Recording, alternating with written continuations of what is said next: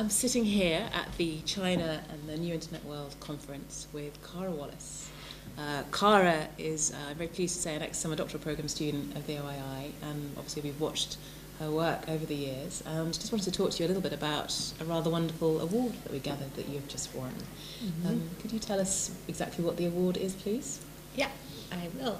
It's the James Carey Media Research Award, and it's awarded to a book or an article that engages his ideas, I guess, in an interesting way that hasn't been done before. And you've won this for a fairly substantial piece of scholarship, I think, isn't it, that you've just published? It's a rather great book. What's the title of it? It's Technobility in China, Young Migrant Women and Mobile Phones. Okay. And was this your doctoral project, or was this work you did afterwards? Yeah, this was my dissertation. It started with 10 months of field work in 2000, 2006, 2007 in Beijing. And so that was for my dissertation, and then after I finished, I went back, gosh, I think every year between 2009 and 2011, so did a lot of follow-up work, got a contract with NYU Press, and rewrote it, revised substantially to make it a book. It's rather fantastic. And yeah. I mean, just two maybe more in-depth questions about the book. First of all, what would you say is its main contribution in terms of scholarship? What's the main thing you're most proud of coming out of it? I think I'm proud of that it's a very sort of deep ethnography with a group of young women who, they come from rural areas to work in the city. They're quite marginalized. And a lot of people have focused on the migrant population, and they've looked at class, and they've looked at rural-urban difference, but there's not a lot of work out there that's looked at gender, class, and place. So adopting this kind of intersectional framework to understand how they use mobile communication for identity issues, sociality, labor politics, trying to get the kind of whole big picture, I think, is the biggest contribution. And it was in that, wasn't it, I think, that the application of James Carey's approach and ideas was deemed to be sort of particularly rich, is that right?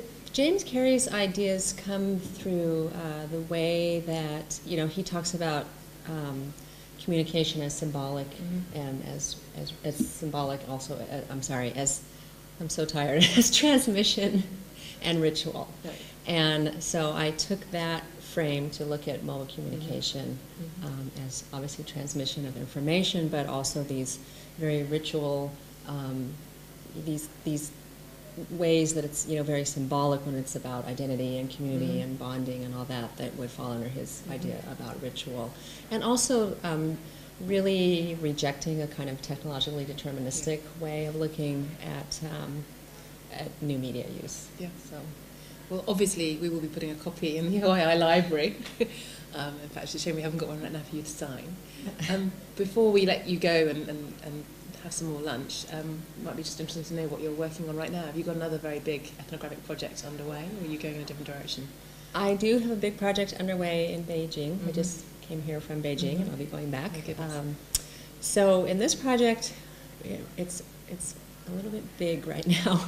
I'm trying to look at different groups and their use of social media. So migrant workers are one group, university students, white-collar workers, and looking at a range of social media. So Weibo, WeChat, Weixin, I'm not sure if that's popular yet in the UK, but I'm sure it will be. And so this kind of wider range of social media use among different groups. And one of the drawbacks of that is that you can't do ethnography with all these different groups. So I'm still doing the kind of deeper ethnography with the migrant workers, and then with other students and so on, doing interviews and focus groups, and hopefully having a more kind of comparative look at it. And a lot of people are focusing on political communication with Sina Weibo, and I think that's wonderful. I think my contribution is looking more at these everyday usages and how those still kind of speak to interesting social transformations going on in China. Well, it sounds wonderful, and obviously we look forward to seeing what comes out of that as well. But thank you very much for taking the time to talk to us today. Thank you.